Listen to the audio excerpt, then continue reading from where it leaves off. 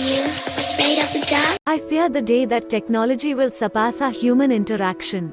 The world will have a generation of idiots.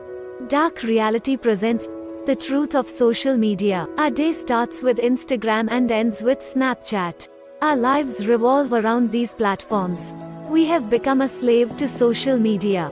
Our addiction to social media is just the beginning of the devastation.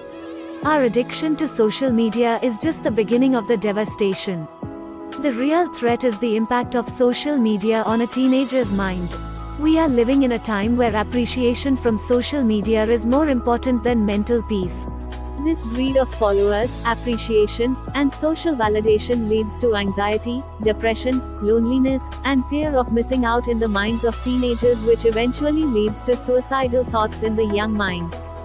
This whole race of getting a cool tag and being accepted has led to increasing cybercrime among youngsters. The boys' locker room and the girls' locker room are incidents we are all aware of. These incidents that shake the entire society, as it is unthinkable for people that a group of school-going teenagers can use social media groups as a medium to plot crime against each other and to pass inappropriate, below-the-belt comments. The comments were so humiliating that it forces us to think about the adverse effects of social media on teenagers' mental health. We cannot put the entire blame of such incidents on a single child's shoulder. We have to realize that we are all collectively responsible for these behavior changes because they are structural issues and not individual. For instance, when a child demands a cell phone, there is no attempt made to educate the child on the content that he might get access to and how to deal with this content responsibly.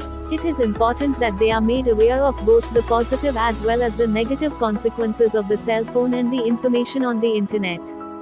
If each member of the society takes ownership of educating every other person on handling the cell phone in a responsible manner, these incidents can be minimized. If we want to create a change in society, we will have to start from our own homes. We have to make our children understand the dark and negative sides of social media so that he or she can use it with utmost responsibility.